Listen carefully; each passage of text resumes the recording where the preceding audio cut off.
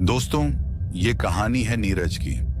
नीरज एक गांव में रहने वाला सीधा साधा लड़का है। उसके परिवार में उसके अलावा बस उसकी पत्नी गीता है। नीरज की मां का देहांत तभी हो गया था जब वो बहुत छोटा था। उसका पालन पोषण उसके पिता ने ही किया। लेकिन कुछ साल पहले लंबी बीमारी के बाद उसके पिता का भी निधन हो गया। मरने से पहले नीरज के पिता ने उसकी शादी एक अच्छे संस्कारी घर की लड़की गीता से करवा दी थी। गीता एक बहुत ही समझदार और स्नेही पत्नी है जो हर समय नीरज का पूरा ख्याल रखती है। नीरज की बचपन से ही एक ख्वाहिश थी अमीर आदमी बनने की, लेकिन अफसोस वो ख्वाहिश अब तक सिर्फ एक सपना बनकर रह गई थी। नीरज पढ़ाई में बहुत अच्छा नहीं था और ना ही उसका मन किताबों में लगता था। वो हमेशा शरारतों में लगा रहता, इधर उधर घूमना, दिन भर घर से बाहर रहना, बस यही उसकी दुनिया थी। उसके पिता ने उसे कभी टोका टाकी नहीं की, शायद इसलिए कि वो नहीं चाहते थे कि नीरज को कभी मां की कमी महसूस हो। पर जब नीरज बड़ा हुआ और उसका व्यवहार बिल्कुल नहीं बदला तो उसके पिता को चिंता होने लगी। वो सोचने लगे, अगर मैं कल को नहीं रहा तो इस लड़के का क्या होगा। यही सोचकर उन्होंने तय किया कि उसकी शादी करवा दी जाए ताकि जिम्मेदारियों का एहसास उसे खुद ब खुद हो जाए। नीरज के पिता सरकारी क्लर्क थे। जब तक वो जीवित रहे घर का खर्च ठीक ठाक चलता रहा, लेकिन उनके जाने के बाद सब कुछ बदल गया। अब घर की सारी जिम्मेदारी नीरज के कंधों पर आ चुकी थी। धीरे धीरे नीरज को भी एहसास होने लगा कि अब वो वक्त नहीं रहा जब जिंदगी सिर्फ मस्ती में कटती थी। अब कमाना जरूरी था। नीरज अब रात दिन चिंता में डूबा रहता, सोचता ऐसा क्या काम करूं जिससे घर का गुजारा अच्छे से हो सके। कुछ दिन ऐसे ही बीते। फिर एक दिन उसका बचपन का दोस्त सोहन उसके घर आया। सोहन और नीरज की दोस्ती बचपन से ही गहरी थी। दोनों ने साथ में बहुत से पल बिताए थे। नीरज ने सोहन का स्वागत किया और दोनों देर तक बातें करते रहे, लेकिन सोहन ने नीरज की आंखों में छिपी बेचैनी को पढ़ लिया। वो बोला, क्या हुआ नीरज, तू कुछ परेशान लग रहा है, कोई बात है क्या। पहले तो नीरज टाल गया, अरे नहीं यार, बस ऐसे ही। पर जब सोहन ने जोर दिया तो नीरज ने सारी बात बता दी। यार, पिताजी के जाने के बाद से घर का गुजारा बहुत मुश्किल हो गया है। कोई ढंग का काम भी नहीं मिल रहा, समझ नहीं आता क्या करूं। सोहन हंसते हुए बोला, बस इतनी सी बात, चल मेरे साथ शहर, वहां मेरे कई दोस्त काम करते हैं और उन्होंने मुझे भी बुलाया है।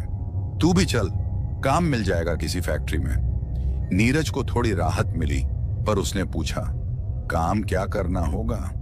सोहन बोला, कोई भी छोटा मोटा काम फैक्ट्री में, इतना तो कमा ही लेंगे कि घर अच्छे से चल सके। नीरज ने सपने तो अमीर बनने के देखे थे, पर अब समझ आ गया था कि बिना मेहनत के कुछ नहीं मिलेगा। उसने सोचा, अगर मेरी किस्मत में फैक्ट्री में काम करना ही लिखा है तो यही सही। फिर उसने सोहन से पूछा, कब चलना होगा। सोहन बोला, परसों तैयार रहना, हम लोग परसों शहर निकलेंगे। नीरज ने हामी भरी। दोनों ने फिर कुछ देर बातें की और फिर सोहन चला गया। लेकिन नीरज की आंखों में उस दिन कुछ अलग ही चमक थी, एक नई शुरुआत की, या शायद किसी अनजानी राह की। अब एक और दिन बीतने के बाद वो दिन आ जाता है जिस दिन नीरज और सोहन को शहर जाना था। नीरज तैयार होकर बैठा था कि तभी सोहन भी वहां आ जाता है और उसे कहता है, नीरज, तू तैयार हो गया है ना, जल्दी कर, हमें निकलना होगा। सोहन की बात सुनकर नीरज कहता है, हाँ भाई, मैं तैयार हो गया हूं, बस निकलते हैं। तू 2 मिनट रुक, मैं अभी आया। उसके बाद नीरज अपनी पत्नी गीता के पास चला जाता है और उससे कहता है, तुम मेरी चिंता मत करना, बस अपना ख्याल रखना। मैं जल्दी ही कुछ महीनों के बाद वापस आ जाऊंगा और बहुत सारे पैसे कमाऊंगा, जिससे हमारे घर का गुजारा अच्छे से हो जाएगा और फिर हम लोग एक अच्छी जिंदगी की शुरुआत करेंगे। नीरज के ऐसा कहने के बाद गीता थोड़ी भावुक हो जाती है। उसके बाद नीरज उसे गले लगाकर थोड़ी हिम्मत देता है और फिर वहां से निकल जाता है। उसके बाद नीरज और सोहन दोनों ही शहर की तरफ निकल पड़ते हैं। शहर की तरफ जाते वक्त नीरज के दिल में बहुत खुशी थी और वो सोच रहा था, चलो आखिर घर पर ऐसे ही बेकार रहने से तो अच्छा है कोई अच्छा काम मिल जाए। काम भले ही अभी उतना अच्छा ना मिले, लेकिन कम से कम शुरुआत तो होगी और मैं काफी मेहनत करूंगा, बहुत सारे पैसे कमाऊंगा और एक न एक दिन जरूर बड़ा आदमी बनूंगा। दोस्तों, ये सब ख्याल नीरज के दिमाग में चल रहे थे, लेकिन शायद वो नहीं जानता था कि जिस तरफ वो जा रहा है वहां उसके साथ कुछ ऐसा होने वाला है जिसकी उसने कभी कल्पना भी नहीं की थी। काफी देर तक सफर करने के बाद नीरज और सोहन शहर पहुंच जाते हैं। शहर पहुंचने के बाद वो एक कमरा किराए पर लेते हैं और फिर वहीं रहने लगते हैं। अब 1 से 2 दिन वहां रहने के बाद वो काम की तलाश करते हैं और फिर उन्हें एक फैक्ट्री में काम मिल जाता है। काम मिलते ही नीरज काफी खुश हो जाता है और अपने दोस्त सोहन से कहता है, चलो काम ना मिलने की टेंशन से तो छुटकारा मिला। सोहन भी मुस्कुराता है, वो भी खुश था। उसके बाद दोनों अपने किराए के कमरे पर वापस लौट जाते हैं क्योंकि उन दोनों को अगले दिन से काम शुरू करना था। उसके बाद नीरज अपनी पत्नी गीता को फोन करता है और उससे कहता है, मुझे काम मिल गया है, तुम टेंशन मत करना। अब मैं बहुत सारे पैसे कमाऊंगा और फिर हमारी सारी टेंशन खत्म हो जाएगी। नीरज की बात सुनकर उसकी पत्नी भी काफी खुश हो जाती है और उससे अपना ख्याल रखने के लिए कहती है। उसके बाद अगला दिन आ जाता है जिस दिन नीरज को काम पर जाना था। नीरज और सोहन दोनों ही काम पर निकल जाते हैं। फैक्ट्री पहुंचने के बाद वो दोनों काम में लग जाते हैं। अब उन दोनों को काफी दिन हो जाते हैं काम करते करते और फिर वो दिन कुछ महीनों में बदल जाते हैं। नीरज को घर जाए हुए लगभग 3 महीने हो गए थे और उसे अपनी पत्नी की याद भी आने लगी थी। हालांकि वो हर महीने कुछ पैसे अपने गांव भिजवा देता था, जिससे उसकी पत्नी का गुजारा अच्छे से चल रहा था।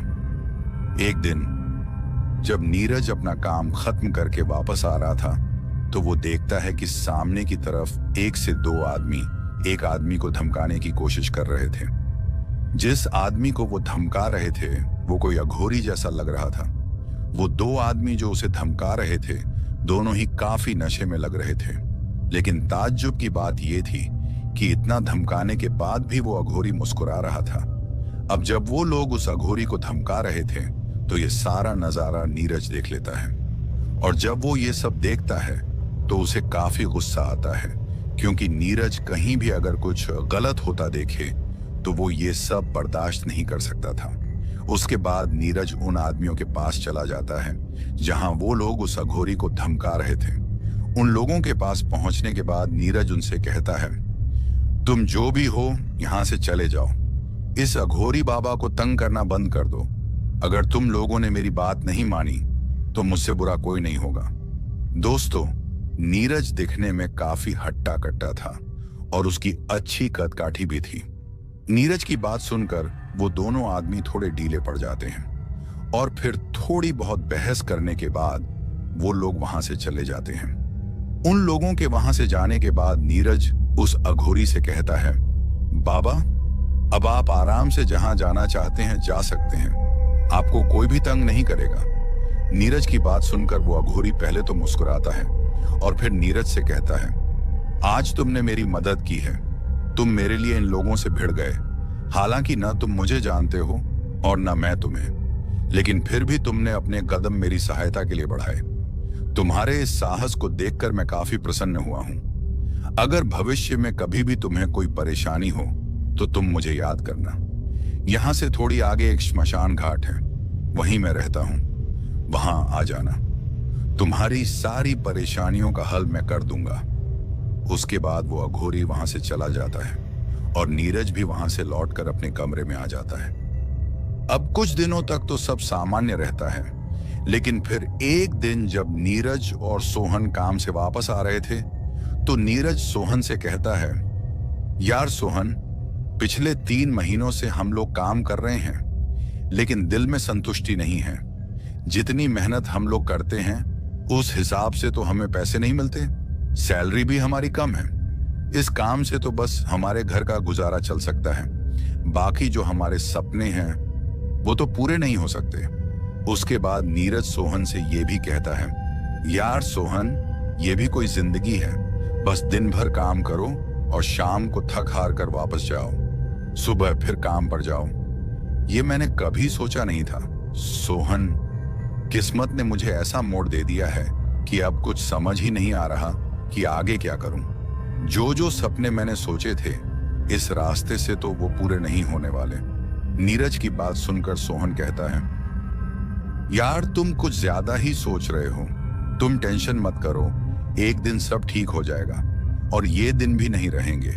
अगर तुम्हारी किस्मत में बड़ा आदमी बनना लिखा होगा तो तुम जरूर बनोगे। ज्यादा सोचने से कुछ नहीं होता, तुम फिक्र मत करो, सब ठीक हो जाएगा। उसके बाद वो दोनों वहां से आगे चले जाते हैं।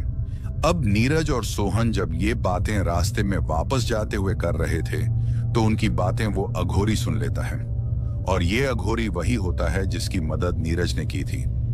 खैर, अगले दिन नीरज और सोहन को फिर से फैक्ट्री में काम पर जाना था, लेकिन इस बार दोनों की शिफ्ट बदल चुकी थी। यानी कि सोहन की शिफ्ट सुबह से दोपहर 2 बजे तक थी और नीरज की शिफ्ट दोपहर 2 बजे से रात 10 बजे तक की। अब सुबह सोहन तो काम पर चला जाता है क्योंकि उसकी शिफ्ट सुबह थी, लेकिन नीरज दोपहर 2 बजे का इंतजार करता है क्योंकि आज उसे 2 बजे काम पर जाना था। नीरज पूरे दिन उस कमरे में बैठकर सोचता रहता है, यार मैंने अपनी जिंदगी के बारे में क्या सोचा था और ये सब क्या करना पड़ रहा है। कुछ घंटे बीतने के बाद नीरज भी काम पर निकल जाता है और फिर कुछ समय बाद फैक्ट्री पहुंच जाता है। वहां पहुंचने के बाद वो बाकी दिनों की तरह ही अपने काम में ध्यान देता है। फिर जब रात के 10 बजते हैं तो नीरज अपना काम खत्म करके वापस आने लगता है, लेकिन अभी उसे फैक्ट्री से निकले कुछ ही मिनट हुए होंगे कि उसे अपने पीछे से आवाज आती है, और वो आवाज एक आदमी की होती है जो कहता है, क्या हुआ बेटा, काफी परेशान लग रहे हो। उस आवाज को सुनकर पहले तो नीरज चौंक जाता है क्योंकि रात के उस अंधेरे में उसे कौन आवाज देगा, यही सोच रहा था।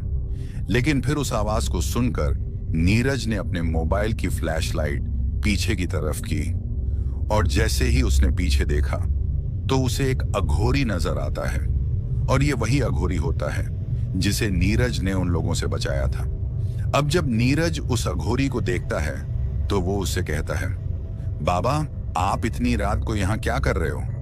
तो नीरज की बात सुनकर वो अघोरी कहता है, हम तो अघोरी हैं, हमारे लिए क्या रात और क्या दिन, हम तो चलते ही रहते हैं, जहां ऊपर वाला ले जाए। उसके बाद वो नीरज से पूछता है, क्या बात है, तुम कुछ परेशान लग रहे हो।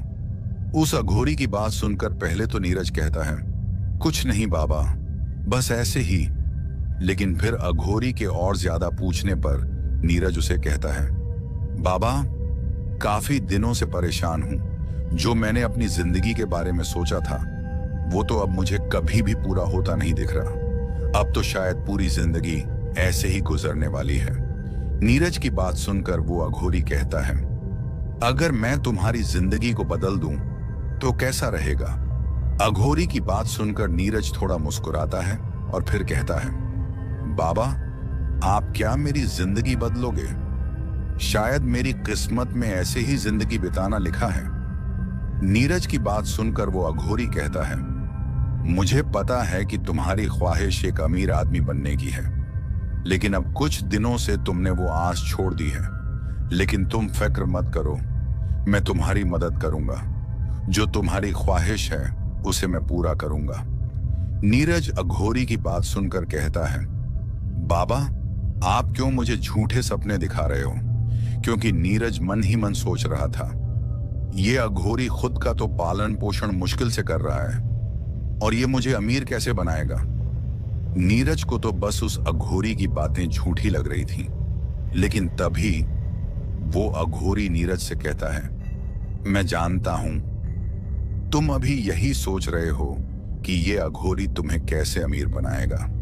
ये जरूर झूठ बोल रहा है, लेकिन मैं तुम्हें बता दूं कि मैं झूठ नहीं बोल रहा। और अब तुम ये भी सोच रहे हो कि मैं तुम पर इतनी मेहरबानी क्यों कर रहा हूं। तो तुम्हें बताता चलूं। याद है, मैंने तुमसे कहा था कि मैं तुमसे प्रसन्न हूं, और अगर तुम्हें कोई भी परेशानी होगी तो मुझे याद कर लेना। अब तुम तो ये सोचते होगे कि ये अघोरी मेरी क्या परेशानी दूर करेगा, तो तुम गलत सोच रहे हो। मैं जरूर तुम्हारी परेशानी दूर करूंगा। कहो, मुझ पर यकीन करते हो?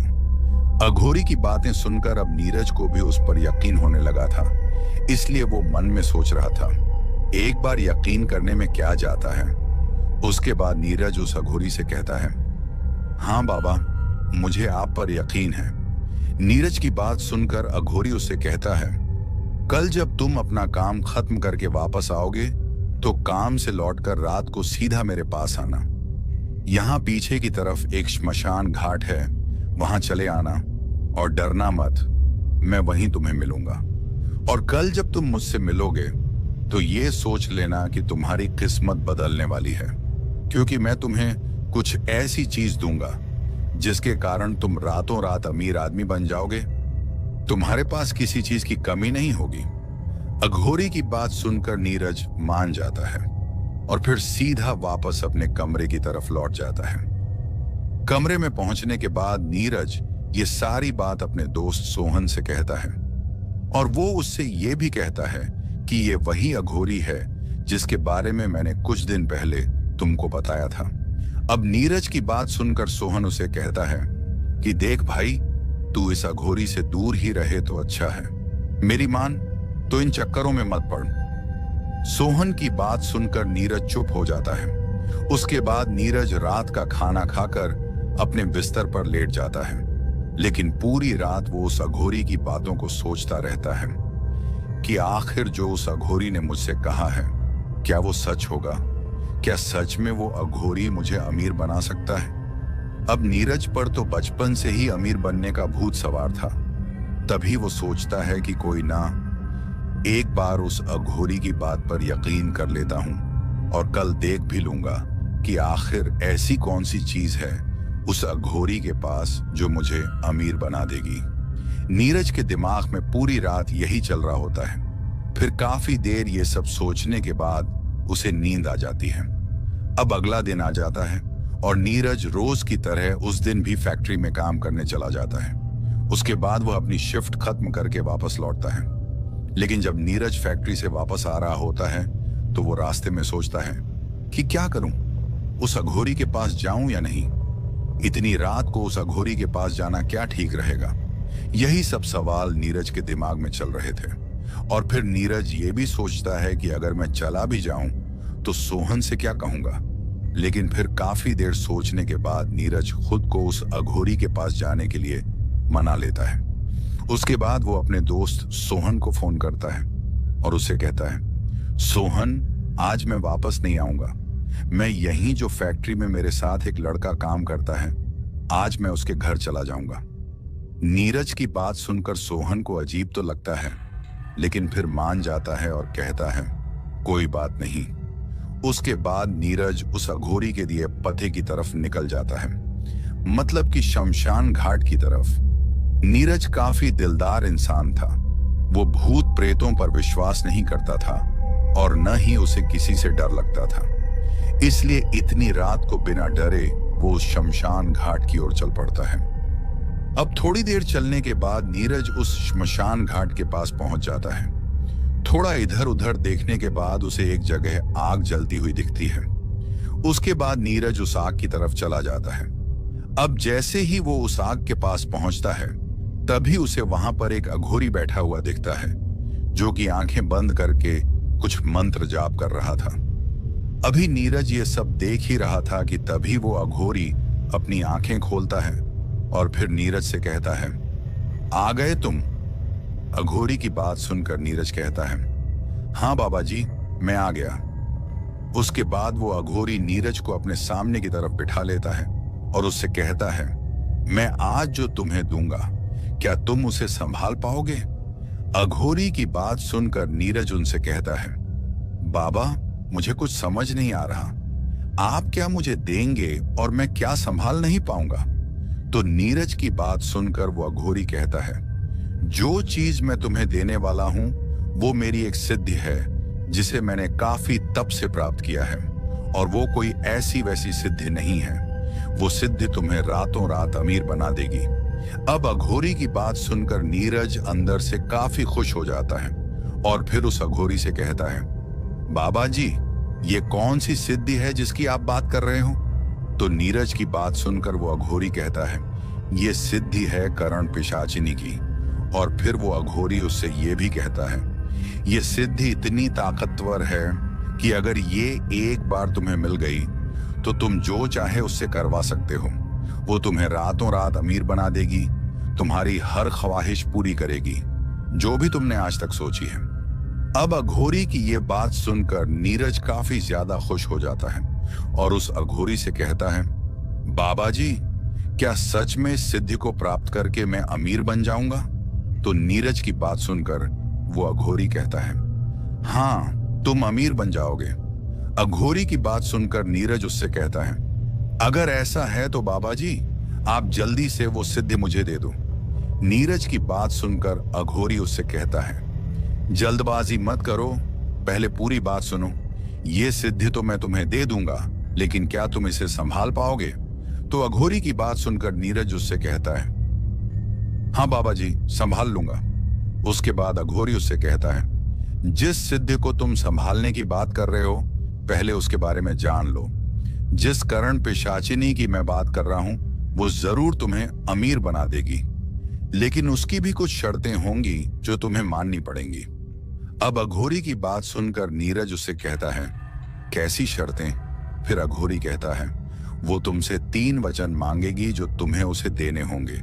जब तुम उन 3 वचनों को उसे दोगे तब वो तुम्हारी हो जाएगी, लेकिन एक बात का ख्याल रखना, अगर तुमने उसके ये सारे वचन तोड़ दिए तो फिर तुम्हारी मौत भी हो सकती है, क्योंकि अगर तुमने ऐसा किया, उसके वचन तोड़े, तो फिर वो तुम्हें मार डालेगी। अब ये सब सुनकर नीरज थोड़ा सा डर जाता है, लेकिन फिर खुद को संभालते हुए सोचता है कि अगर अमीर बनना है तो वचन देने में कौन सी बड़ी बात है, और मैं उन वचनों को आखिर क्यों तोड़ूंगा। उसके बाद वो अघोरी नीरज से कहता है, जो भी मैंने तुमसे कहा है, इन बातों का ध्यान रखना। और फिर वो अघोरी नीरज से कहता है, क्या तुम तैयार हो? तो अघोरी की बात सुनकर नीरज कहता है, हाँ बाबा जी, मैं तैयार हूं।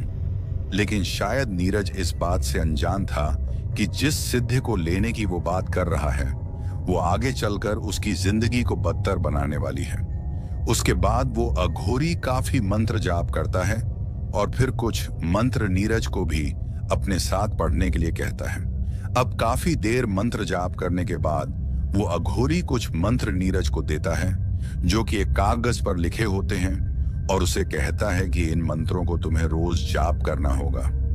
और वो उसे ये भी बताता है कि कितने दिनों तक तुम्हें ये मंत्र जाप करने होंगे।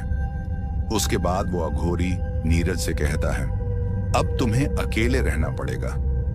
अघोरी की बात सुनकर नीरज उससे कहता है, बाबा, अकेले मतलब? नीरज की बात सुनकर अघोरी उसे कहता है, तुम्हारे साथ जो तुम्हारा दोस्त रहता है उसे अलग हो जाओ, क्योंकि अगर तुम उसके साथ रहोगे तो शायद उसकी जान पर खतरा हो सकता है, या शायद उसकी जान भी जा सकती है, क्योंकि करण पिशाचिनी तुम्हारे साथ किसी और को बर्दाश्त नहीं करेगी, चाहे वो कोई भी हो। अघोरी की बात सुनकर नीरज हामी भरता है। उसके बाद नीरज उस अघोरी से कहता है, बाबा, जब ये सिद्धि पूरी हो जाएगी तो मुझे पता कैसे चलेगा? तो नीरज की बात सुनकर वो अघोरी कहता है, तुम्हारे कान के पास एक आवाज आएगी, क्योंकि जब करण पिशाचिनी सिद्ध होती है तो वो तुम्हारे पास आकर कुछ फुसफुसाएगी, और ये भी हो सकता है कि वो तुम्हें दिखने लगे किसी भी रूप में। अघोरी की बात सुनकर नीरज अघोरी को प्रणाम करता है और फिर वहां से लौट जाता है। अब अगले दिन वो जल्दी से अपने कमरे पर चला जाता है। तब तक सोहन वहीं था। अब इतनी सुबह नीरज को देखकर सोहन नीरज से कहता है, भाई, इतनी सुबह सुबह कहां से आ रहा है? तुम तो कह रहे थे कि तुम किसी वर्कर के साथ चले गए हो। तो सोहन की बात सुनकर नीरज कहता है, हाँ, गया था, लेकिन अब पूरे दिन वहां पड़ा थोड़ा रहूंगा। नीरज की बात सुनकर सोहन को ठीक नहीं लगता, क्योंकि नीरज ने सोहन से कभी इस तरह से बात नहीं की थी। उसके बाद नीरज सोहन से कहता है, आज के बाद मैं तुम्हारे साथ नहीं रहूंगा। मुझे फैक्ट्री के पास दूसरा कमरा मिल गया है, अब से मैं वहीं रहूंगा। ये सब सुनकर सोहन को काफी अजीब लगता है और वो नीरज से कहता है, क्या हो गया भाई, मैंने कुछ कहा है क्या? मेरी बात का अगर कुछ भी बुरा लगा हो तो मुझे माफ कर देना यार। तुम दूसरा कमरा क्यों कर रहे हो, बताओ तो सही। सोहन की बात सुनकर नीरज उससे कहता है, मुझे इस बारे में बात नहीं करनी। उसके बाद नीरज अपना सामान उठाकर वहां से चला जाता है।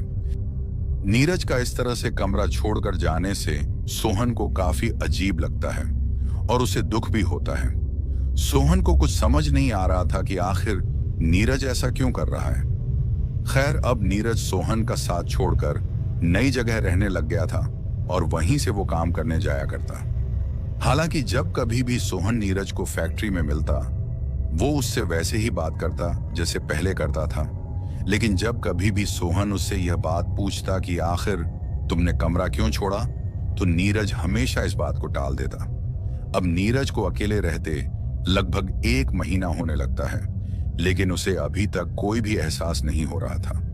वो बस यही सोच रहा था कि कहीं अघोरी झूठा तो नहीं है, क्योंकि जिस सिद्धि के लिए मैं इतना मंत्र जाप करता रहता हूं, अभी तक मुझे उसका कोई एहसास क्यों नहीं हो रहा। खैर, वो इस बात को नजरअंदाज करता है। अब एक रात जब नीरज सो रहा था, तो तभी उसको ऐसा महसूस होता है जैसे उसके बिस्तर पर कोई और उसके साथ लेटा हुआ है। लेकिन वो इस बात पर ज्यादा ध्यान नहीं देता और फिर से नींद करने लगता है।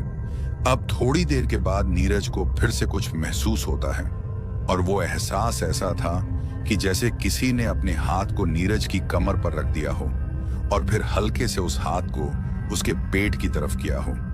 अब कुछ देर के बाद वो हाथ उसे कसकर पकड़ लेता है। अब जब नीरज को लगता है कि उसे किसी ने पकड़ लिया है, तो वो जल्दी से अपनी आंखें खोलता है और फिर एकदम से खड़ा होकर अपने साथ वाले बिस्तर की तरफ देखने लगता है।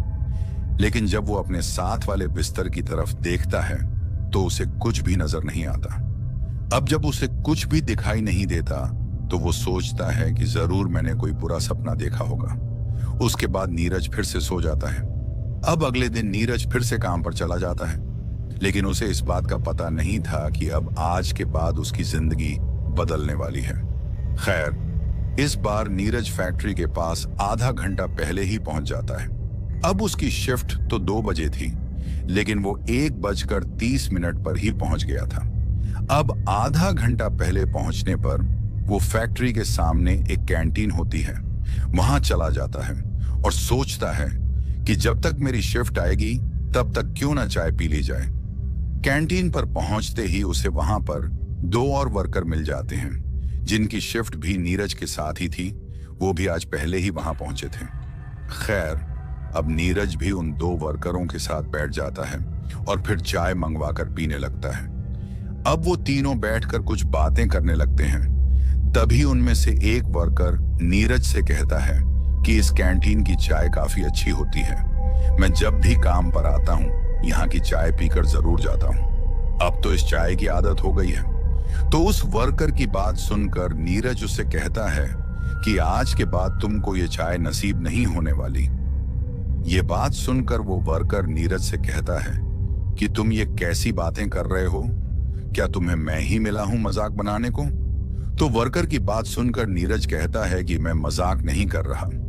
उसके बाद नीरज वहां से उठकर फैक्ट्री की तरफ चला जाता है, लेकिन वो दोनों वर्कर नीरज का मजाक बनाते हैं और पीछे से एक दूसरे से कहते हैं कि लगता है ये पागल हो गया है, कैसी उल्टी सीधी बातें कर रहा है। अब जब नीरज फैक्ट्री के अंदर जाता है और फिर काम करने लगता है, तभी उसे एहसास होता है कि अभी मेरे कान में जो कुछ भी मैंने सुना और उन वर्करों को बोला, वो सब क्या था? वो कैसे आवाज थी जिसे सुनकर मैंने बिना सोचे समझे कह दिया? अब वो वर्कर मेरे बारे में क्या सोचते होंगे? खैर, नीरज इस बात को नजरअंदाज करके अपने काम पर ध्यान देता है और फिर काम खत्म होने पर वापस चला जाता है।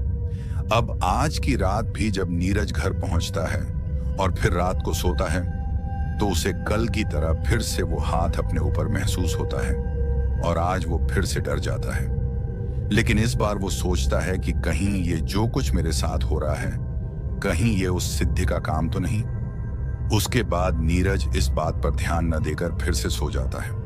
अब हर दिन की तरह इस बार भी अगले दिन नीरज काम पर चला जाता है, लेकिन इस बार जब वो फैक्ट्री के पास पहुंचता है तो जो वह देखता है उसे देखकर उसे यकीन नहीं होता।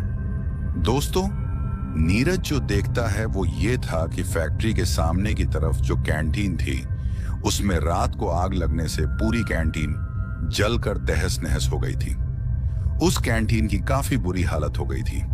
ऐसा लग रहा था जैसे वहां पहले कोई कैंटीन थी ही नहीं। अब जब नीरज ये सब देखता है तो उसे पहले तो यकीन ही नहीं हो रहा था, क्योंकि कल उसने उन वर्करों को जो कुछ बोला था वो सब सच हो गया था। अब नीरज को लगने लगा था कि जरूर उसने करण पिशाचिनी को सिद्ध कर लिया है। नीरज को देखकर वो वर्कर काफी ज्यादा डर जाते हैं। ये वही दो वर्कर थे जिनके साथ कल बैठकर नीरज ने चाय पी थी और उनसे कहा था कि कल ये कैंटीन तुम्हें यहां दिखने वाली नहीं है। खैर, उसके बाद नीरज अपने काम पर चला जाता है और काम करने लग जाता है। अब जो वो दोनों वर्कर्स थे जिनके साथ नीरज ने कल कैंटीन में बैठकर वो बात की थी, वो दोनों वर्कर्स उस बात को दूसरे वर्कर्स को बता देते हैं कि कल नीरज ने हमसे ये सब कहा था और आज वो सब सच हो गया। ये बात पूरी फैक्ट्री में फैल जाती है। खैर, नीरज अपना काम खत्म करके वापस आ जाता है, लेकिन आज की रात नीरज के लिए खास होने वाली थी। कमरे पर पहुंचने के बाद नीरज सबसे पहले तो खाना खाता है और फिर कुछ देर बाद अपने बिस्तर पर लेट जाता है। अब कुछ देर लेटने के बाद उसे नींद आने लगती है और फिर वो सो जाता है। लेकिन पिछली 2 रातों की तरह इस बार भी उसे वो हाथ अपने ऊपर महसूस होता है। लेकिन इस बार जब उसे ऐसा महसूस होता है तो वो कुछ देर बाद करवट बदलता है और जैसे ही वो करवट बदलता है उसे अपने बिस्तर पर कोई दिखाई देता है। अब नीरज तो नींद में था, लेकिन करवट लेते समय उसकी आंख थोड़ी सी खुल गई थी। अब जब उसे ऐसा महसूस हुआ कि कोई उसके साथ उसके बिस्तर पर है तो वो एकदम से अपनी आंखें खोल लेता है और जब नीरज आंखें खोलता है तो वो काफी ज्यादा डर जाता है। दोस्तों, नीरज का शक बिल्कुल सही होता है। उसके बिस्तर पर सच में कोई था।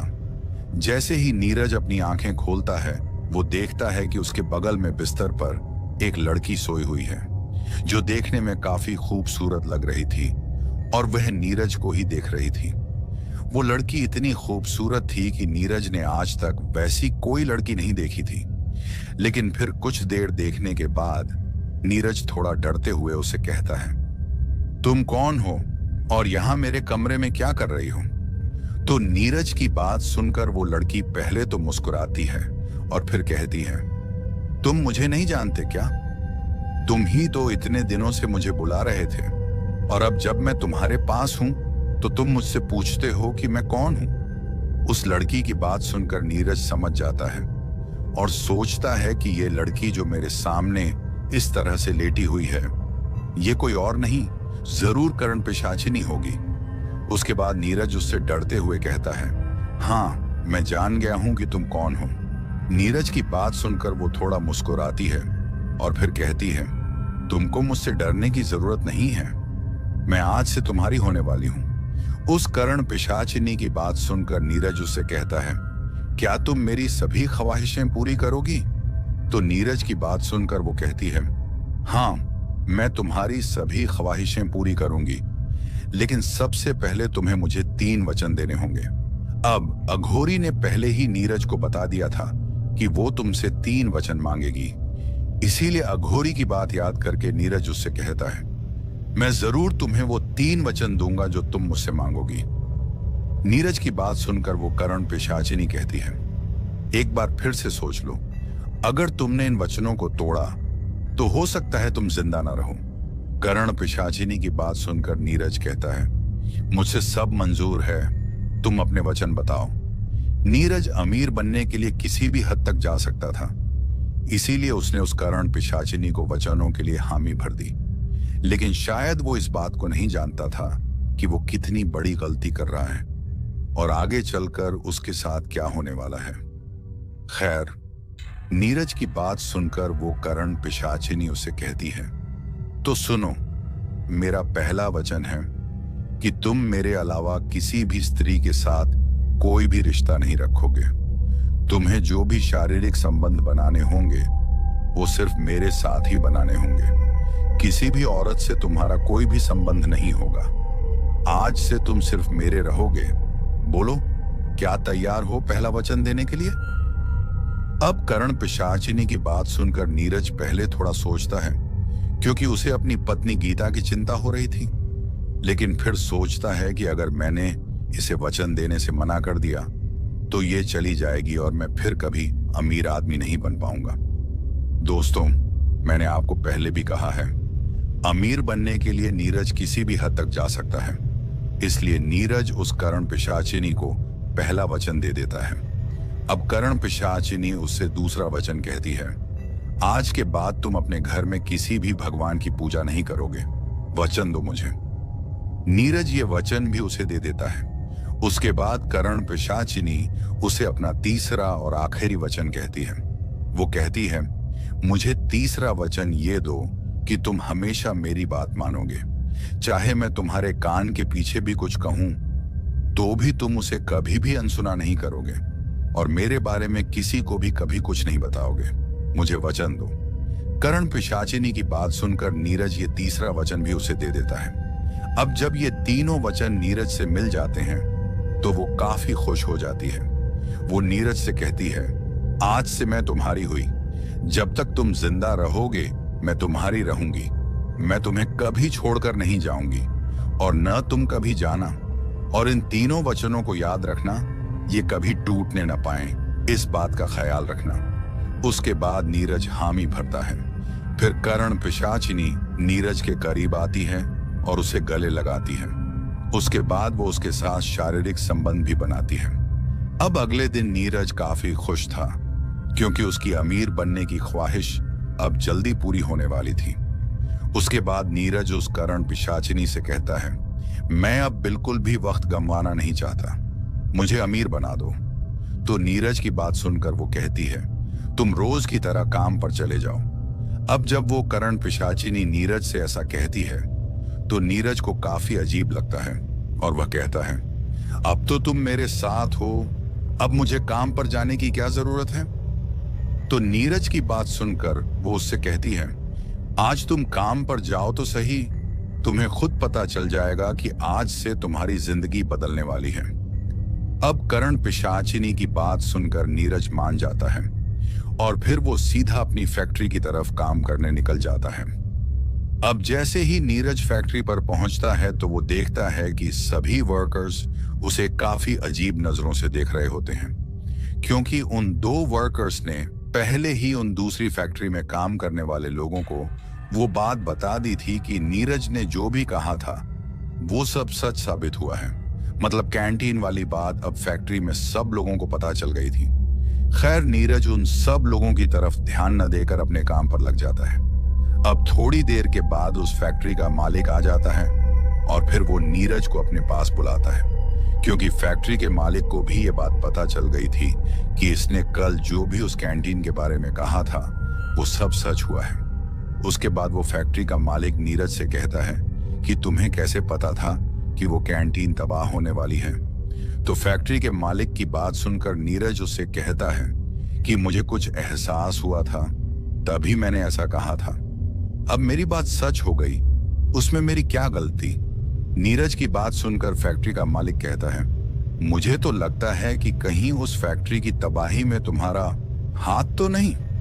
अब ऐसा सुनते ही नीरज को काफी गुस्सा आ जाता है और वो उस फैक्ट्री के मालिक से कहता है, आप मुझ पर यह झूठा आरोप कैसे लगा सकते हैं? अब जब नीरज ऐसा कहता है तो तभी नीरज के कान में फिर से फुसफुसाहट आने लगती है और फिर नीरज गुस्से में उस फैक्ट्री के मालिक से कहता है, आपने मुझ पर झूठा आरोप कैसे लगाया जबकि मेरा इसमें कोई भी हाथ नहीं है? अगर आपको मेरा यकीन नहीं है तो एक बात और सुन लो, जल्दी से अपने घर पहुंचो, क्योंकि अब कुछ देर में ही आपके लड़के पर संकट आने वाला है, उसकी जान को खतरा है।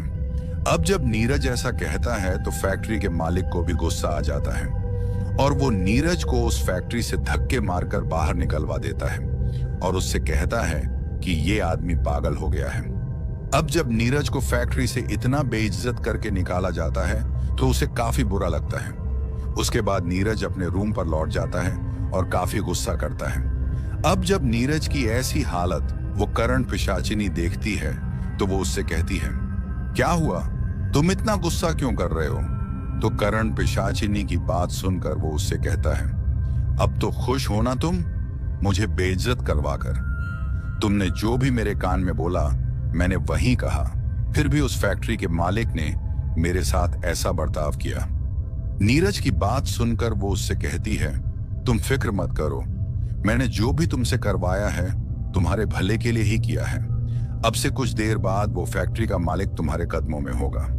अब जब वो करण पिशाचिनी ऐसा कहती है तो नीरज को काफी अजीब लगता है और वो सोचता है कि आखिर ऐसा कैसे हो सकता है कि फैक्ट्री का मालिक मेरे कदमों में आ जाए। अब नीरज को अपने कमरे पर बैठे कुछ ही वक्त हुआ होगा कि तभी उसके दरवाजे पर कोई दस्तक देता है और उसके दरवाजे को बाहर से कोई जोर जोर से बजाता है। दरवाजा बजता देख नीरज दरवाजा खोलता है और जैसे ही दरवाजा खोलता है उसे अपने सामने फैक्ट्री का वही मालिक दिखता है। फैक्ट्री के मालिक को देखकर उसे काफी अजीब लगता है और उस पर गुस्सा भी आता है क्योंकि नीरज को उसने इतना बेइज्जत करके निकाला था। अब फैक्ट्री के मालिक को देखकर नीरज उससे कहता है, अब यहाँ क्या लेने आए हो? तुम्हारा मन नहीं भरा क्या मुझे बेइज्जत करके? नीरज की बात सुनकर वो फैक्ट्री का मालिक सीधा नीरज के कदमों को पकड़ लेता है और काफी जोर से रोता है और फिर नीरज से कहता है, मुझे माफ कर दो, तुम जो भी सजा मुझे देना चाहते हो दे सकते हो, लेकिन मेरे बेटे को बचा लो। उसके बाद वो फैक्ट्री का मालिक उससे ये भी कहता है कि मैंने तुम्हारी बात न मानकर काफी बड़ी गलती की है। तुम्हारी बात बिल्कुल सच्ची थी, मेरे बेटे का काफी खतरनाक एक्सीडेंट हो गया है, वो जिंदगी और मौत के बीच लड़ रहा है, अभी वो हॉस्पिटल में एडमिट है, तुम कुछ भी करो उसे बचा लो और मुझे पता है कि तुम जरूर उसे बचा लोगे। अब उस फैक्ट्री के मालिक की बात सुनकर पहले तो नीरज शॉक हो जाता है क्योंकि उसे यकीन ही नहीं हो रहा था कि जिस मालिक ने उसको फैक्ट्री से बेइज्जत करके निकाला था अब वही मालिक उसके कदमों में अपनी औलाद के लिए भीख मांग रहा है। लेकिन फिर नीरज ये भी सोचता है कि आखिर मैं इसके बेटे को कैसे बचा सकता हूं, वो तो डॉक्टर का काम है। अभी नीरज ये सब सोच ही रहा था कि तभी करण पिशाचिनी फिर से नीरज के कान में कुछ फुसफुसाती है और करण पिशाचिनी के कहने पर नीरज उस फैक्ट्री के मालिक से कहता है, तुम फिक्र मत करो, तुम्हारे बेटे को कुछ नहीं होगा, वो बहुत जल्द ठीक हो जाएगा। अब जब नीरज ने ऐसा कहा तो फैक्ट्री का मालिक काफी खुश हो जाता है और उससे कहता है, अगर मेरे बेटे की जान बच गई तो मैं तुम्हारी जिंदगी बदल दूंगा। उसके बाद नीरज उससे कहता है, अब तुम फिक्र मत करो, तुम अपने बेटे के पास चले जाओ, वो जल्दी ठीक हो जाएगा। नीरज की बात सुनकर वो मालिक बहुत खुश हो जाता है और फिर वहां से चला जाता है। अब जब नीरज ने यह सब देखा तो वो काफी खुश हो जाता है क्योंकि जिस मालिक ने उसे बेइज्जत करके निकाला था अब वही उससे माफी मांग कर गया है। ये सब होने के बाद नीरज करण पिशाचिनी की तरफ देखता है और उससे कहता है, मान गया तुम्हारी ताकत को, तुम सच में बहुत शक्तिशाली हो। उसके बाद करण पिशाचिनी नीरज से कहती है, अभी तो तुमने मेरी ताकत को देखा ही कहां है, आगे देखते जाओ मैं तुम्हारे लिए क्या क्या करती हूं। अब 1 से 2 दिन और गुजर जाने के बाद नीरज के दरवाजे पर फिर से कोई दस्तक देता है और इस बार जैसे ही नीरज दरवाजा खोलता है उसे फिर से अपने दरवाजे के बाहर वही फैक्ट्री का मालिक दिखाई देता है। उसके बाद वो मालिक अंदर आता है और फिर नीरज को गले लगाकर उससे कहता है, तुम मेरे लिए किसी भगवान से कम नहीं हो, तुम्हारी बात सच साबित हुई, मेरा बेटा बच गया है। फैक्ट्री के मालिक की बात सुनकर नीरज उसे कहता है, ये तो बड़ी अच्छी बात है। उसके बाद फैक्ट्री का मालिक नीरज को एक बैग देता है जो कि पैसों से भरा हुआ था। अब जब नीरज उस बैग में पड़े पैसे देखता है तो उसकी आंखें फटी की फटी रह जाती हैं क्योंकि इतना ज्यादा पैसा उसने अपनी जिंदगी में पहली बार देखा था। दोस्तों, इतना ही नहीं, फैक्ट्री के मालिक ने एक बड़ा सा घर भी नीरज को गिफ्ट कर दिया, क्योंकि उसके इकलौते बेटे की जान जो बची थी। उसके बाद वो फैक्ट्री का मालिक वहां से चला जाता है। दोस्तों, आप में से काफी लोग ये सोच रहे होंगे कि क्या फैक्ट्री के मालिक ने करण पिशाचिनी को नहीं देखा? तो आपको बता दूं कि नीरज के अलावा उस करण पिशाचिनी को ना कोई देख सकता है और ना कोई सुन सकता है। जो पैसे उस मालिक से नीरज को मिले थे, उतने सारे पैसे देखकर नीरज की खुशी का ठिकाना नहीं था। वो पैसे देखकर एकदम पागल हो गया था। उसे अब किसी चीज की परवाह नहीं थी। नीरज ने अब अपने कमरे को छोड़ दिया था। वो अब एक आलीशान घर में रहने लगा था, जो कि उस फैक्ट्री के मालिक ने उसे गिफ्ट में दिया था। अब जब सब लोगों को यह पता चला कि फैक्ट्री के मालिक के बेटे की जान नीरज ने बचाई है और उन्हें यह भी पता चल गया था कि नीरज भविष्य देख सकता है, तो काफी लोग नीरज के पास अपना भविष्य दिखाने आने लगे। नीरज हर किसी का भविष्य देखकर उसे बताता कि उसके साथ क्या होने वाला है, और जो भी नीरज उनसे कहता वो सब सच होने लगता। अब जब ये सब होने लगता है तो नीरज काफी मशहूर हो जाता है और नीरज एक भविष्य देखने वाला बाबा बन जाता है। दूर दूर से उसके पास लोग अपना भविष्य दिखाने आने लगते और जिसका भी भविष्य नीरज बताता, वो लोग भविष्य देखने के बदले नीरज को काफी पैसे दिया करते। ये सब करण पिशाचिनी का कमाल था, क्योंकि करण पिशाचिनी हर किसी के भविष्य के बारे में नीरज को बताती है और फिर नीरज आगे उन लोगों को। अब काफी दिनों तक ऐसा सिलसिला चलता रहता है और फिर नीरज काफी तेजी से अमीर होने लगता है। अब नीरज का नाम उस शहर के अमीर लोगों में आने लग गया था। पैसे के नशे ने नीरज को पागल बना दिया था। वो अब अपनी पत्नी तक को भूल गया था। हाँ, ये बात थी कि वो हर महीने अपनी बीवी को पैसे भेजता रहता था, लेकिन अब उससे बात ना के बराबर होती थी। अब काफी महीने हो गए थे नीरज को घर गए हुए। उसकी बीवी गीता काफी परेशान हो गई थी, क्योंकि इतने लंबे वक्त के बाद भी नीरज घर वापस नहीं आया था। उसे नीरज की काफी चिंता सताने लगी थी। हालांकि नीरज शहर से पैसे तो भेजता था, लेकिन अब वो फोन पर भी बात नहीं करता था। नीरज ने पूरी तरह गीता से दूरी बना ली थी। गीता एक और बात को लेकर चिंता में थी, और वो बात ये थी कि पहले नीरज थोड़े बहुत पैसे भेजता था, जिनसे घर का गुजारा चल पड़ता था, लेकिन अब इतने ज्यादा पैसे आने लगे थे जितने उसने कभी सोचा भी नहीं था। इतने ज्यादा पैसों को देखकर गीता बस यही सोचती थी कि क्या मेरा पति जो पैसा कमा रहा है वो कोई गलत काम करके तो नहीं कमा रहा, क्योंकि हर महीने इतने ज्यादा पैसों का आना उसे अजीब भी लग रहा था। गीता को पैसों का लालच नहीं था, उसे तो बस अपना पति नीरज चाहिए था, क्योंकि नीरज को अब लगभग काफी वक्त हो गया था गीता से बात किए। अब जब भी गीता नीरज को फोन करती तो नीरज का नंबर बंद आता था। अब जब काफी दिनों तक ऐसा चला तो गीता ने नीरज के दोस्त सोहन का मोबाइल नंबर लाया और फिर सोहन को फोन किया। सोहन को फोन करते ही सोहन ने फोन उठाया और कहा, आप कौन हो?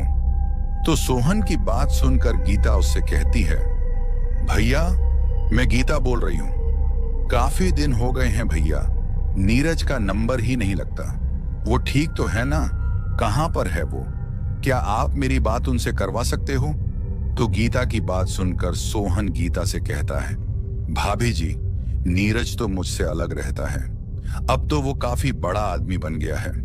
मुझसे तो उसकी बातचीत कम होती है। उसने यहाँ शहर में एक बड़ा घर लिया है और वो वहीं पर रहता है। लेकिन भाभी जी, एक बात की समझ मुझे नहीं आई। नीरज ने आपको ये बात नहीं कही क्या? तो सोहन की बात सुनकर गीता उससे कहती है, नहीं भैया, उन्होंने मुझे कुछ भी नहीं बताया, बस हर महीने पैसे भेज देते हैं। अब तो मुझे उनसे बात किए काफी वक्त हो गया है। मुझे तो उनकी काफी चिंता हो रही है। गीता की बात सुनकर सोहन गीता से कहता है, आपको टेंशन करने की कोई जरूरत नहीं, आप भी शहर आ जाओ, मैं आपको लेकर उसके घर ले चलूंगा। सोहन की बात सुनकर गीता भी हामी भरती है और सोहन से कहती है, हाँ भैया, मैं कल ही शहर के लिए आ जाऊंगी। फिर सोहन गीता से कहता है, ठीक है भाभी जी, आप कल ही आ जाइए, मैं कल ही आपको नीरज के पास लेकर जाऊंगा। उसके बाद गीता फोन काट लेती है। अब अगली सुबह गीता शहर के लिए निकल जाती है और फिर वो कुछ वक्त बाद शहर पहुंच जाती है। शहर पहुंचने से पहले ही गीता ने सोहन को फोन कर लिया था, इसलिए सोहन गीता के पास पहुंच जाता है और फिर वो दोनों ही नीरज के घर की तरफ निकल जाते हैं। अब थोड़ी देर चलने के बाद वे दोनों नीरज के घर पहुंच जाते हैं और फिर सोहन नीरज के दरवाजे की बेल बजाता है। कुछ देर इंतजार करने के बाद दरवाजा खुल जाता है। दरवाजा नीरज खोलता है, लेकिन जैसे ही नीरज दरवाजा खोलता है वो हैरान हो जाता है, क्योंकि अपनी पत्नी को देखकर उसे ठीक नहीं लग रहा था, क्योंकि वो जानता था कि उसकी पत्नी गीता को उस घर में खतरा है। लेकिन फिर सोहन उससे कहता है, यार नीरज, अब अंदर भी बुलाएगा कि बाहर ही रखेगा भाभी जी को? उसके बाद नीरज थोड़ा हिचकिचाते हुए कहता है, ऐसी बात नहीं है, अंदर आ जाओ। उसके बाद उसकी पत्नी नीरज का हालचाल वगैरह पूछती है और फिर रोने लगती है कि तुमने तो मुझे भुला ही दिया है, न फोन करते हो न घर आते हो। लेकिन फिर नीरज कोई बहाना लगाकर उसे मना लेता है। नीरज के घर को देखकर गीता काफी हैरान होती है, क्योंकि इतना आलीशान घर उसने पहली बार देखा था। यह सब देखकर सोहन भी काफी हैरान था और वह नीरज से कहता है, देख नीरज, तेरा सपना आखिर सच हो ही गया। तू सच में अमीर आदमी बन गया यार। मैं कहता था ना, भगवान पर विश्वास रख, वो सब ठीक कर देगा। अब जैसे ही सोहन ने भगवान का नाम लिया, नीरज उसे चुप रहने को कहता है और कहता है, दोबारा ये नाम इस घर में मत लेना। अब जब ये बात नीरज सोहन से कहता है तो उसे काफी अजीब लगता है, लेकिन फिर वो इस बात को भुलाकर थोड़ी बहुत बातें करते हैं। फिर कुछ देर बाद सोहन वहां से चला जाता है, लेकिन सोहन के जाते जाते नीरज उसे कुछ पैसे देता है। हालांकि सोहन वो पैसे लेने से मना करता है, लेकिन फिर नीरज के काफी बार कहने पर सोहन वो पैसे पकड़ लेता है और वहां से चला जाता है। अब नीरज की पत्नी पूरे घर को काफी हैरानी से देख रही थी और फिर वो सोचती है कि घर तो इतना आलीशान है, लेकिन मुझे इस घर में एक जगह भी भगवान की ना तो कोई मूर्ति दिखी है और ना कोई मंदिर। दोस्तों, नीरज ने उस घर में ना तो भगवान की तस्वीर लगाई थी और ना मूर्ति, क्योंकि जिस जगह भी करण पिशाचिनी सिद्ध होती है वहां भगवान की किसी भी चीज को नहीं रखा जाता। अगर नीरज भगवान की मूर्ति या कोई भी चीज उस घर में रखता तो करण पिशाचिनी का एक वचन टूट जाता, और अगर ऐसा होता तो फिर नीरज की जान खतरे में चली जाती। इसीलिए नीरज ने उस घर में कुछ भी नहीं रखा था। अब कुछ देर बाद रात हो जाती है। नीरज और गीता खाना खाकर अब सोने के लिए चले जाते हैं, लेकिन जैसे ही गीता नीरज के रूम में उसके साथ जाती है, तभी नीरज उसे अपने साथ सोने से मना कर देता है और गीता से कहता है, दूसरे कमरे में सो जाओ। अब जब नीरज ऐसा कहता है तो गीता को काफी अजीब लगता है और फिर वो उससे कहती है, आप ऐसा क्यों बोल रहे हो? तो गीता की बात सुनकर नीरज गुस्से में कहता है, जैसे मैंने तुमसे कहा है वही करो, तुम दूसरे कमरे में सो जाओ। उसके बाद नीरज अपने कमरे में चला जाता है और फिर दरवाजा बंद कर लेता है। अब नीरज के ऐसा कहने पर गीता को काफी बुरा लगता है, लेकिन फिर वो सोचती है कि हो सकता है काम की वजह से ये थोड़े चिड़चिड़े हो गए हों। खैर, इन सब बातों को नजरअंदाज करके गीता भी दूसरे कमरे में सो जाती है। अब अगले दिन नीरज के घर पर काफी लोग आते हैं और नीरज एक कुर्सी पर बैठकर उन सब लोगों का भविष्य देखने लग जाता है। उन सब लोगों को देखकर गीता को काफी अजीब लगता है और फिर वो अपने पति नीरज को भी देखती है। उसे कुछ समझ ही नहीं आ रहा था कि आखिर ये सब क्या हो रहा है। नीरज हर किसी का भविष्य देखकर उन्हें बता रहा था और फिर भविष्य बताकर उनसे पैसे लेता था। ये सब नजारा गीता देख रही थी और वो सोच रही थी कि ऐसा कैसे हो सकता है। मेरे पति नीरज को क्या सच में भविष्य दिखता है, और अगर दिखता है तो इन्होंने इस बारे में मुझे पहले क्यों नहीं बताया। गीता इन्हीं बातों को सोच रही होती है।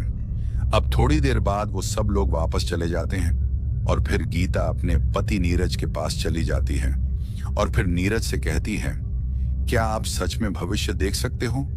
तो गीता की बात सुनकर नीरज उससे कहता है, इस बात से तुम्हें क्या मतलब, तुम अपना काम करो। और फिर नीरज वहां से उठकर घर से बाहर निकल जाता है। गीता को नीरज की इस बात से भी बुरा लगता है और वो सोचती है कि आखिर इनको क्या हो गया है। जब से मैं आई हूं मुझसे इस तरीके से बात क्यों कर रहे हैं। दोस्तों, नीरज गीता से दूरी बनाकर रखना चाहता था क्योंकि वो नहीं चाहता था कि उसकी वजह से गीता को खतरे का सामना करना पड़े। क्योंकि अगर वो गीता से प्यार से बात करेगा तो हो सकता है करण पिशाचिनी को ये सब ठीक ना लगे और वो उसे मार डाले। अब कुछ दिन तक सब कुछ वैसे ही चलता रहता है। लोग रोज की तरह आते और फिर पैसे देकर अपना भविष्य दिखाते और फिर वापस चले जाते। अब नीरज को इस काम में मजा आने लगा था और वो खुद को किसी भगवान से कम नहीं मान रहा था। पैसों के नशे में वो इतना पागल हो गया था कि अब उसे किसी से कोई मतलब नहीं था। नीरज को खुद पर घमंड हो गया था। वो बस यही सोच रहा था कि यहां तक वह अपने खुद के दम पर पहुंचा है और ये जो करण पिशाचिनी है वो उसकी एक दासी है। वो जो चाहे उससे करवा सकता है। नीरज बस इसी घमंड के साथ जी रहा था। वो कहते हैं ना, इंसान का घमंड ज्यादा दिनों तक नहीं चलता, एक न एक दिन वो टूट ही जाता है। अब हर रोज की तरह एक दिन नीरज लोगों का भविष्य देख रहा था कि तभी एक आदमी उससे अपने भविष्य को बताने के लिए कहता है। अब उस आदमी के ऐसा कहते ही करण पिशाचिनी नीरज के कान में कुछ फुसफुसाने लगती है, लेकिन तभी नीरज एक गलती कर बैठता है। वह करण पिशाचिनी को हाथ दिखाकर खुद की भविष्यवाणी कर देता है।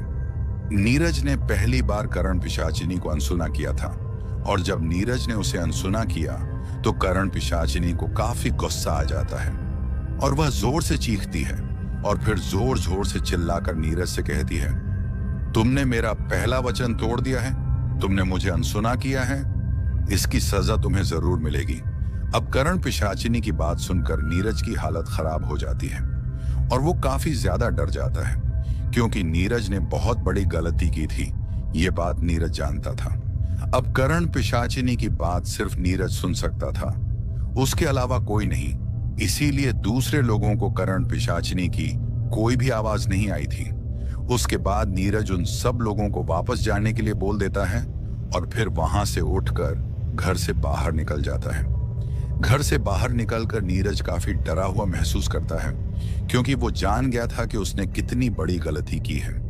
पैसों के चक्कर में वो इतना पागल हो गया था कि करण पिशाचिनी की आवाज को अनसुना कर दिया, जिसकी वजह से वो यहां तक पहुंचा है। बस यही सब बातें उसके दिमाग में चल रही थी। अब नीरज काफी देर तक घर से बाहर रहता है और फिर शाम को नशे में धुत होकर घर वापस लौटता है।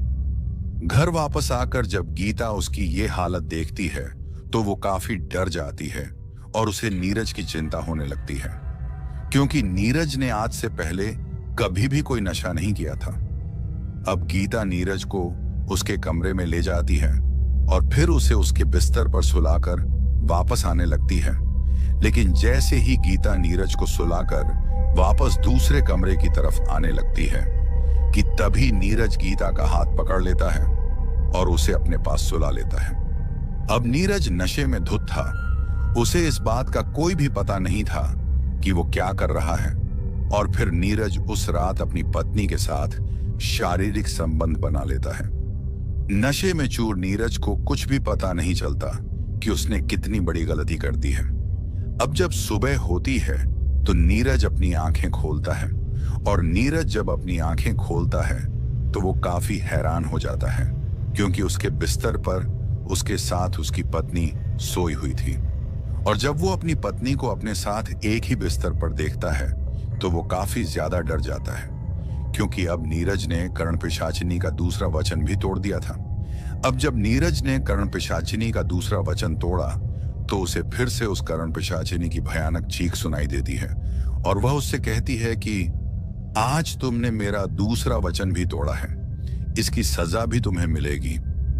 उसके बाद नीरज वहां से उठकर बाहर लॉबी में चला जाता है और फिर वहां एक कुर्सी पर बैठकर ये सोचने लग जाता है कि उसने आज कितनी बड़ी गलती की है।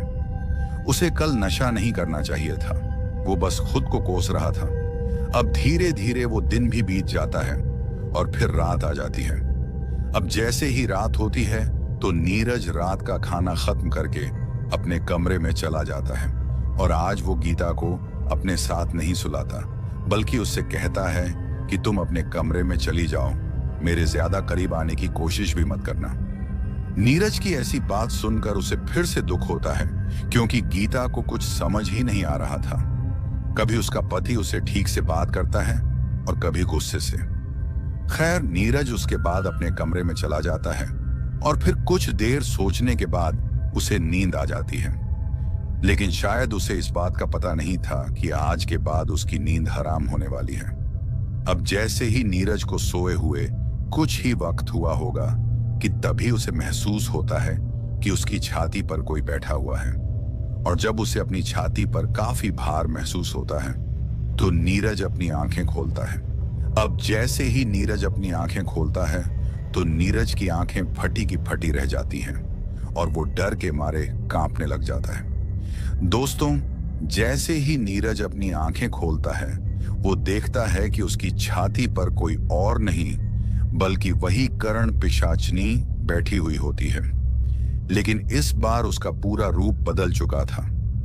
अब वो एक खूबसूरत लड़की नहीं बल्कि एक चुड़ैल से भी भयानक नजर आ रही थी। उसकी आंखें बिल्कुल सफेद हो गई थीं, लंबे लंबे दांत और बड़े बड़े नाखून जो कि देखने में काफी भयानक और डरावने लग रहे थे।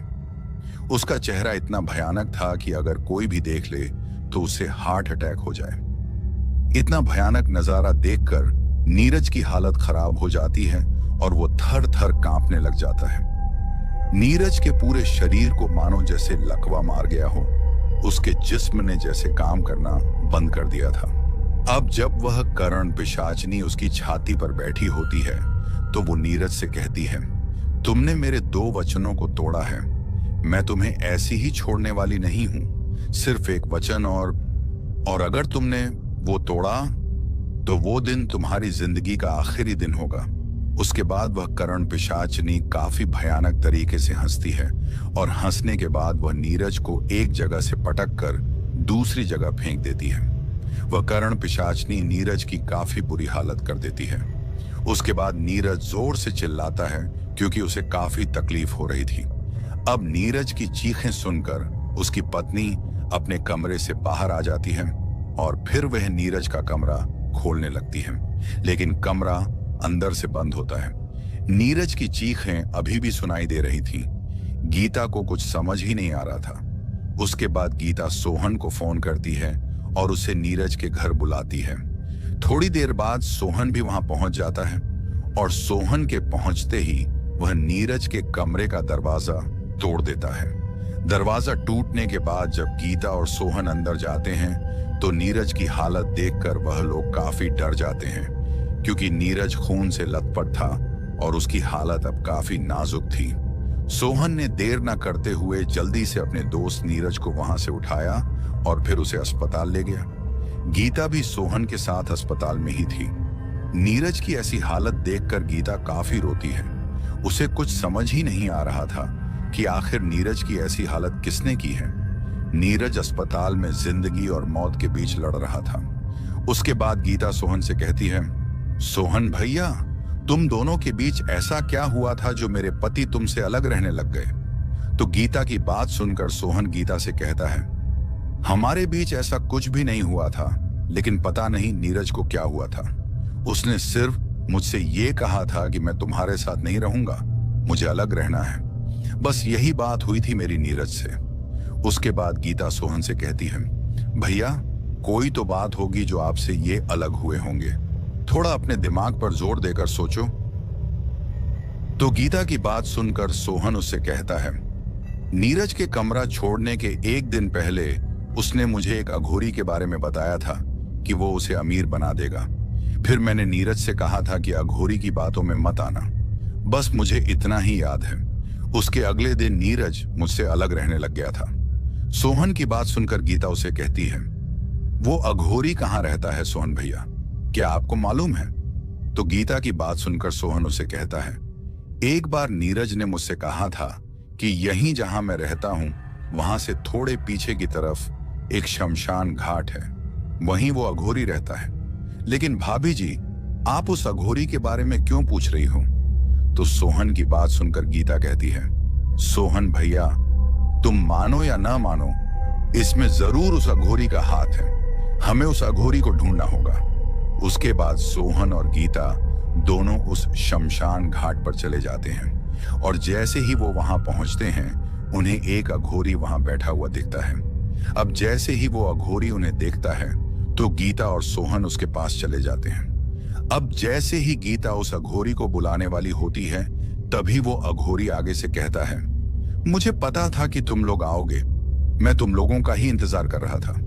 अब अघोरी के ऐसा कहते ही गीता उससे कहती है, बाबा जी, मेरे पति को बचा लो। तो गीता की बात सुनकर अघोरी उससे कहता है, तेरा पति बहुत लालची निकला, उसे अमीर बनने का लालच था, उसकी सजा वो भुगत रहा है। अमीर बनने के बाद उसने मुझे एक बार भी याद नहीं किया। तुम सभी इंसान एक जैसे होते हो। जब तुम लोगों को अपना मतलब निकल जाता है तो फिर तुम किसी की कोई परवाह नहीं करते। अघोरी की बात सुनकर सोहन उससे कहता है, बाबा कुछ भी करो, मेरे दोस्त को बचाओ। तो सोहन की बात सुनकर वो अघोरी कहता है, जब तक तुम्हारा दोस्त तीसरा वचन नहीं तोड़ता, तब तक तुम्हारे दोस्त को कुछ नहीं होगा।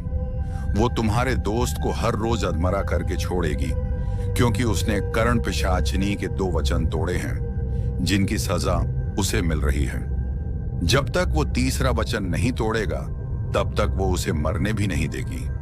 अब अघोरी के ऐसा कहते ही गीता और सोहन उस अघोरी के कदमों में गिर जाते हैं और फिर गीता काफी जोर से रोने लगती है। गीता के रोने से वो अघोरी थोड़ा नरम पड़ जाता है और फिर गीता से कहता है, ठीक है, मैं तुम्हारी मदद करूंगा, लेकिन अपने पति को समझा देना कि भविष्य में कभी भी अमीर बनने के लिए लालच ना करे, क्योंकि लालच ही इंसान को मिट्टी में मिला देती है। उसके बाद वह अघोरी गीता को विभूति देता है और उससे कहता है, इस विभूति को अपने पति के जिस्म पर लगा देना। जब तक ये विभूति उसके शरीर पर होगी, वो कर्ण पिशाचिनी उसका कुछ नहीं बिगाड़ सकती। ये विभूति तुम्हें तब तक लगानी होगी जब तक वो ठीक नहीं हो जाता, और जैसे ही वो ठीक हो जाए तुम उसे मेरे पास लेकर आना। अघोरी की बात सुनकर गीता वो विभूति ले लेती है और फिर वहां से चली जाती है। सोहन भी गीता के साथ अस्पताल चला जाता है। अब अघोरी ने जैसे कहा था, गीता वैसा ही करती है, मतलब कि विभूति को नीरज के शरीर पर लगा देती है। अब थोड़े दिनों के बाद नीरज की हालत सुधरने लगती है और फिर कुछ दिनों बाद वो एकदम से ठीक हो जाता है। लेकिन गीता उस विभूति को हर रोज नीरज को लगाती थी। अभी भी नीरज को उस कर्ण पिशाचिनी ने छोड़ा नहीं था। हालांकि वो उसे नुकसान नहीं पहुंचा सकती थी, लेकिन हर रोज नीरज के सपने में आकर उसे धमकाती थी कि मैं तुम्हें नहीं छोड़ूंगी। अब गीता ज्यादा देर नहीं करना चाहती थी। वो नीरज को लेकर सीधे उस अघोरी के पास पहुंच जाती है। अघोरी को देखकर नीरज अघोरी के पैरों में गिर जाता है और उससे माफी मांगता है। फिर उस अघोरी से कहता है, बाबा जी, मुझे बचा लो, वो मुझे मार डालेगी। आज के बाद मैं कभी भी लालच नहीं करूंगा। नीरज की बात सुनकर वो अघोरी उससे कहता है, चलो, तुम्हें अपनी गलती का एहसास हुआ, इतना ही काफी है। उसके बाद वह अघोरी नीरज और उसकी पत्नी गीता को एक घेरे में रखता है और उनसे कहता है, चाहे कुछ भी हो जाए, इस घेरे से बाहर मत निकलना जब तक मैं तुमसे ना कहूं। नीरज और गीता अघोरी की बात मानकर हामी भरते हैं। उसके बाद वो अघोरी काफी मंत्रोच्चारण करता है। अब कुछ देर तक मंत्र पढ़ने के बाद वो कर्ण पिशाचिनी वहां आ जाती है और वो काफी डरावने रूप में वहां पहुंचती है। दोस्तों, ये जो भी वहां हो रहा था, रात के वक्त में हो रहा था, क्योंकि अघोरी ने गीता से कहा था कि तुम अपने पति को रात के वक्त लेकर आना। अब कर्ण पिशाचिनी के वहां पहुंचने के बाद वो नीरज और गीता पर काफी हमला करने की कोशिश करती है, लेकिन घेरे के अंदर रहने की वजह से वो उनका कुछ भी नहीं बिगाड़ सकती थी। अब कुछ देर तक अघोरी के मंत्र पढ़ने के बाद वो कर्ण पिशाचिनी काफी ज्यादा चीखती है। उसकी चीखों से ऐसा महसूस हो रहा था जैसे कि वो कष्ट में हो। उसके बाद वो कर्ण पिशाचिनी एक धुएं में बदल जाती है और फिर गायब हो जाती है।